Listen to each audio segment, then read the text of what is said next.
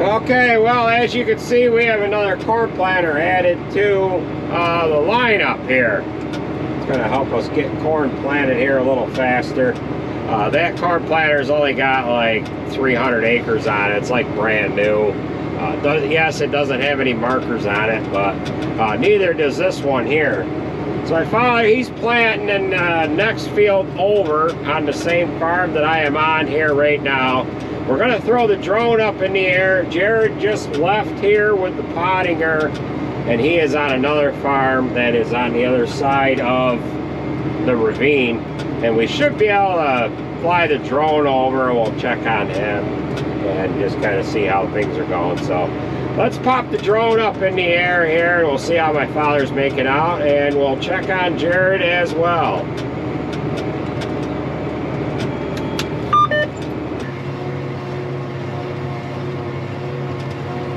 Okay, so we just popped the drone up in the air here, and as you can see, it is rather dry. So this one particular farm that I am on right now, Jared, he ended up getting done here a little bit ago, fitting up, and then he is on the other side of the ravine here on the Hudson farm, which you can just barely see it over there, way over. You can see the grain bins and the buildings and whatever, and we'll go over and see how close to him we can get.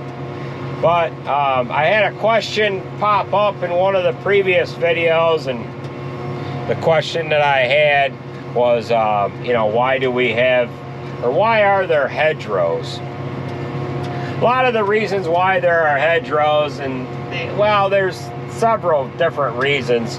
For one, they identify a property line. Two, they might have been structured so that to maybe create a windbreak, and another purpose of them was for identifying different fields.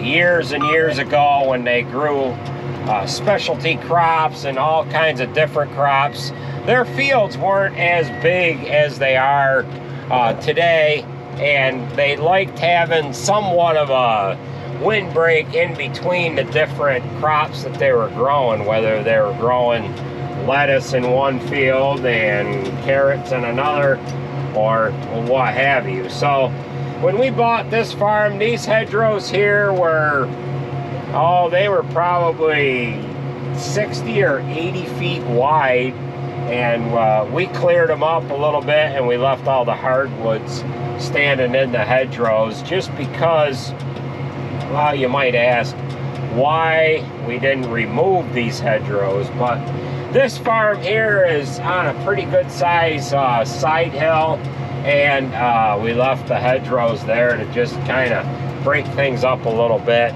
Eventually, maybe we'll take the hedgerows right out and farm the other way, but right at the moment, we're going to leave them in there, and they are actually structured the way, and they're structured the way the old-timers like to see hedgerows, which is one tree wide, and, you know, they just kind of make a nice strip. So you can kind of see some dust flying here on the other side of this ravine where Jared is, and my father is planting corn with that other planter that we talked about in this far field here. So I know he was having a couple of issues with one of the fertilizer discs, and he was stopped here and there fixing it. We'll see if we can find him.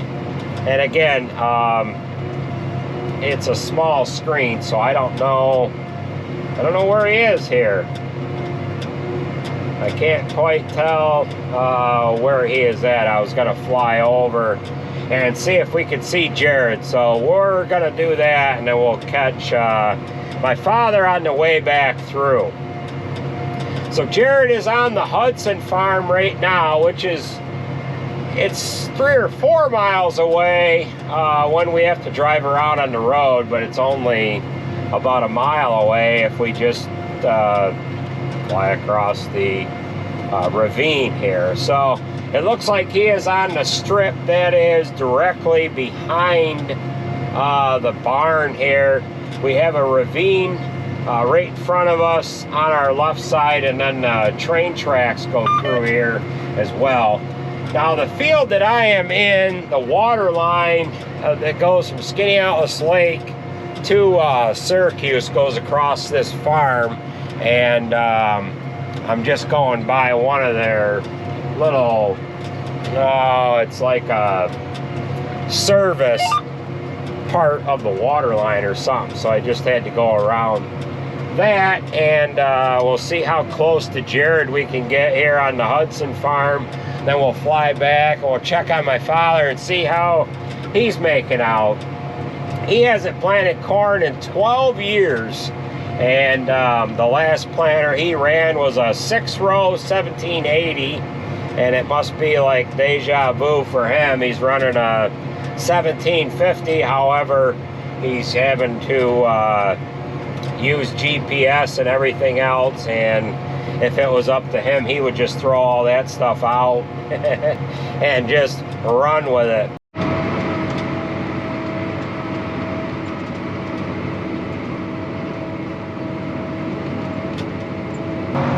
So Jared is marching right along with the 9410 here, and that Pottinger tool has been working great. We have done all of our finishing, we've done all of our seedbed preparations with the Pottinger, and I am getting farther away from him than I need to be, and I'm starting to get glitches in what I can actually see on the screen. Now, when you guys watch this video, you're not going to see them glitches at all, because it is just going to be recording that seamlessly without any problems, and I have lost full connection with the drone. Now I'm going to try to, yeah, it's just jumped on me here, and I missed what was going on. So once it loses reception, I kind of lose bearing with where we're at here, and what I need to do is actually fly the damn drone back to the farm that I am on, or I'm going to lose the damn thing here. So there is there is that, and I'm getting quite a few glitches. We see quite a bit of dust from Jared. I've caught him back on the camera again here, and this one particular field he is on has a little bit of a triangular piece here on this back side, which is on the side of the field that we're on, and we're gonna fly back over to where I'm at if I don't crash this damn drone here. So the damn drone might be actually flying back on its own, because what happens is the drone will want to return to home if it loses reception between the drone and the actual remote. I'm trying to do a little bit too much with this drone here as far as trying to plant corn, and I'm driving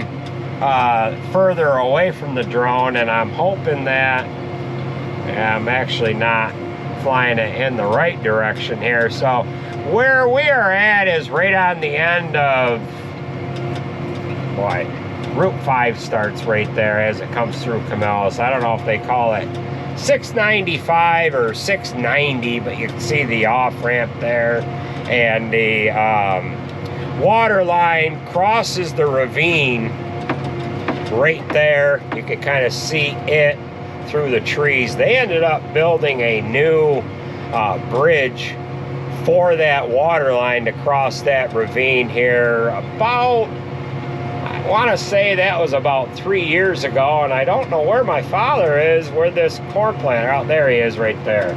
So we're going to go visit him for a minute. We've got the 7730 on the 6-row corn planter. We're running GPS because we don't have markers on that corn planter. Of course, I told you the story a little bit ago. I've got to turn this headland. Once I turn this headland, I'm actually going to get the drone down a little closer to where he's at. we should be able to get a close-up visual. Now what we do with this, with the south end of these fields, is we plant the corn rows crossways so that if we get a rain event, the water doesn't end up following the corn rows and end up washing the field out. So he's marching right along. He had a little bit of trouble with the GPS here a little bit ago. He had to get a little bit of a refresher course on how to record his actual guidance track. Now, he uses GPS with the haybine, but he's just doing generic guidance recordings, nothing that he wants to save to use here. And we got him dialed in. It worked great with using FaceTime on the iPhone. I was actually able to have him point me in the direction of the screen, and I was actually able to show him what buttons to push. Now, that tractor's got JD Link on it. If I actually asked him to, you know, I could have dialed in to the actual display on the tractor with the phone, and then we could have been talking back and forth, and we could have done the same thing that we were doing through FaceTime. But he has actually got a nice guidance track there, and things look real good. Eventually we're going to buy a set of markers for this corn planter, but we just needed to get something going here right now to kind of speed up the planting process here a little bit. And we're using the 7730, which we normally spread fertilizer with, just because it's got GPS on it, and I am running out of battery with the drone, so we're just going to fly around him for a minute. I've got like 25% battery left, and we'll get him to turn this headland here, get turned around the other way, and he might actually be satisfied with how many end rows he has on that. He might actually be calling me to figure out how to record his guidance track along that what is that, the west side of the field. So we better get the drone flown back to where I am. I am running out of battery here, and that is gonna about do it for this video. I better get raised up above that tree there. We're gonna end up treeing the drone. So this one particular field, let's see here, I can't even tell where I'm at here. He's planting two fields at the same time. So yeah, he's planted his south headlands, both of them on those two fields there. So we'll get flown back over to the field that I'm planting in, and then as you can see, there is the, I don't know what the heck you call it, but it's where the water line comes through. They've got like a test pit or something right in the center of this field, and then where the break is in the hedgerow there, that's where the water line comes through from Skinny Atlas Lake. And then when it comes across these fields here, I'll see if I can't maybe keep myself from hitting that test pit, and I'll kind of show you the direction in which the water line goes across this farm as it heads to the city of Syracuse. So I'm turning the drone, and I'm also trying to get past this test pit at the same time. There's auto steer, and the water line goes through this wider opening of the hedgerow, and then it just proceeds on into Syracuse, which is that way. So we better get this drone landed before it lands itself. We don't want that to happen. Got to find out where I am with the planter here, get close enough to the tractor so that I can catch it when I get down to the end of the field here. So that's gonna do it for this video, folks. I want to thank you for watching, and we will catch you at the next one. I know it's been a few days since I have actually recorded any planting here, but I just get under the notion that everybody has seen enough planting and I don't end up recording anything, and next thing you know, 4 or 5 days pass. So thanks again for watching, folks, and we'll catch you at the next one.